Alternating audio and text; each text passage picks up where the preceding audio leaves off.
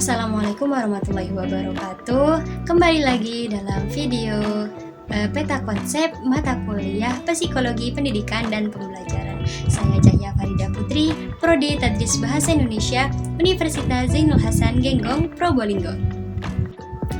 Yang saya hormati Pengasuh Pondok Pesantren Zainul Hasan Genggong, Kiai Haji Muhammad Hasan Tawakil Allah SHMM, dan yang saya hormati Bapak Rektor Universitas Zainul Hasan Genggong, Bapak Abdul Aziz Wahab BAMAG, dan yang saya hormati Ibu Dekan Fakultas Tadris Umum Ibu Wahyu Lestari MPD, dan yang saya hormati Ibu Kaprodi Tadris Bahasa Indonesia Ibu Mafiratul Hamdiyah MPD, dan dosen pengampu mata kuliah Psikologi Pendidikan dan Pembelajaran Bapak Ahmad Ilzamul Hikam MPD, dan teman-teman yang saya banggakan. Nah, dalam video kali ini saya akan menjelaskan tentang ragam kesulitan belajar peserta didik. Nah, untuk mengetahui dasar-dasarnya, seperti biasa, ini dia peta konsepnya.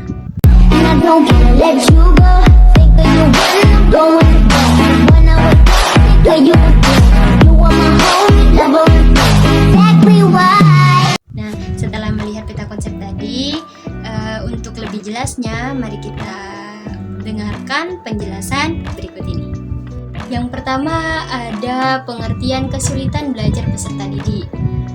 Kesulitan belajar merupakan hambatan yang terjadi dalam suatu pembelajaran yang mempengaruhi hasil belajar.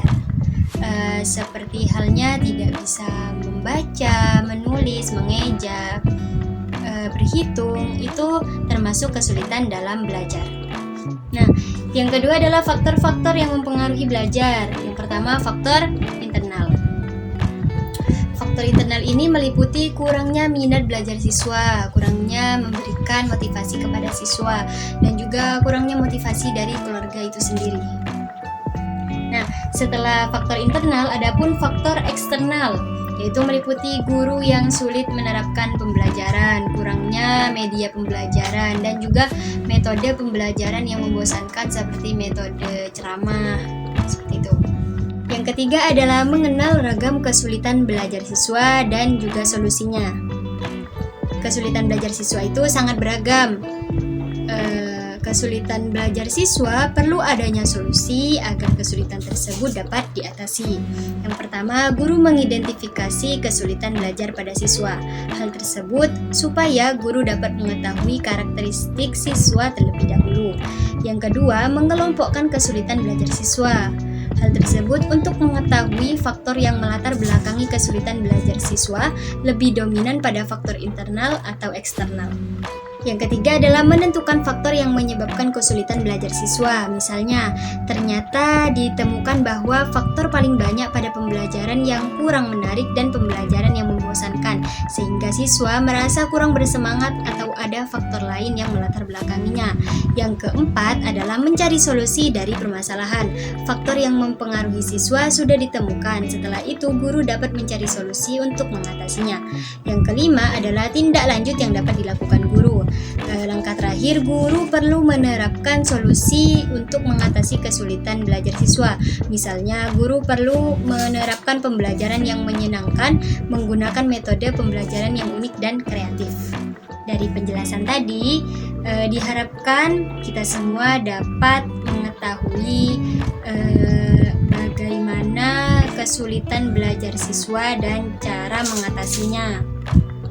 Semoga video ini dapat bermanfaat bagi kalian semua. Saya Cahya Farida Putri, pamit undur diri dan sampai jumpa. Sampai bertemu lagi dengan video-video selanjutnya. Salam literasi, bye-bye. Wassalamualaikum warahmatullahi wabarakatuh.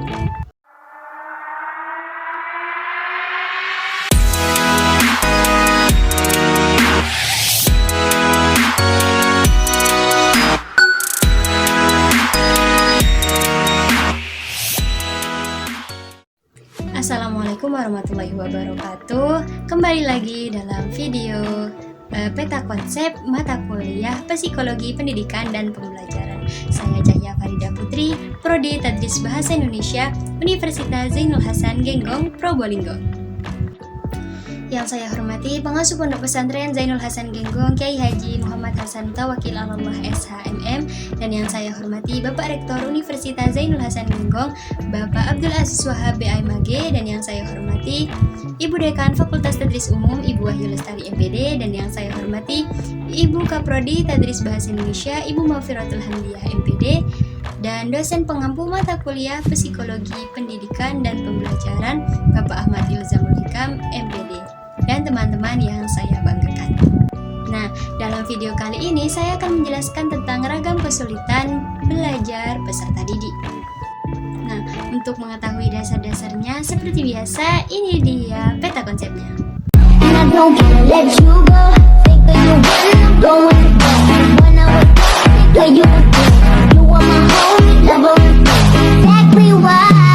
Nah, setelah melihat peta konsep tadi, untuk lebih jelasnya, mari kita dengarkan penjelasan berikut ini. Yang pertama ada pengertian kesulitan belajar peserta didik. Kesulitan belajar merupakan hambatan yang terjadi dalam suatu pembelajaran yang mempengaruhi hasil belajar. Seperti halnya tidak bisa membaca, menulis, mengeja, berhitung, itu termasuk kesulitan dalam belajar. Nah, yang kedua adalah faktor-faktor yang mempengaruhi belajar. Yang pertama, faktor internal. Faktor internal ini meliputi kurangnya minat belajar siswa, kurangnya memberikan motivasi kepada siswa, dan juga kurangnya motivasi dari keluarga itu sendiri. Nah, setelah faktor internal, adapun faktor eksternal, yaitu meliputi guru yang sulit menerapkan pembelajaran, kurangnya media pembelajaran, dan juga metode pembelajaran yang membosankan seperti metode ceramah, seperti itu. Yang ketiga adalah mengenal ragam kesulitan belajar siswa dan juga solusinya. Kesulitan belajar siswa itu sangat beragam. Kesulitan belajar siswa perlu adanya solusi agar kesulitan tersebut dapat diatasi. Yang pertama, guru mengidentifikasi kesulitan belajar pada siswa.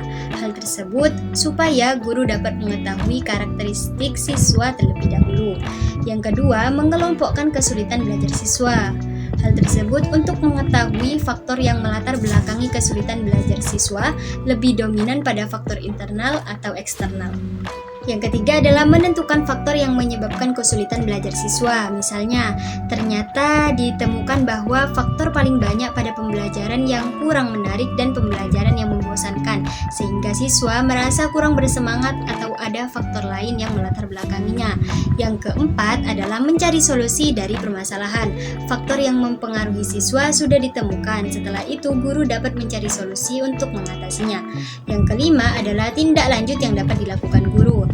Langkah terakhir, guru perlu menerapkan solusi untuk mengatasi kesulitan belajar siswa. Misalnya, guru perlu menerapkan pembelajaran yang menyenangkan menggunakan metode pembelajaran yang unik dan kreatif. Dari penjelasan tadi, diharapkan kita semua dapat mengetahui bagaimana kesulitan belajar siswa dan cara mengatasinya. Semoga video ini dapat bermanfaat bagi kalian semua. Saya Cahya Farida Putri pamit undur diri dan sampai jumpa. Sampai bertemu lagi dengan video-video selanjutnya. Salam literasi, bye-bye. Wassalamualaikum warahmatullahi wabarakatuh.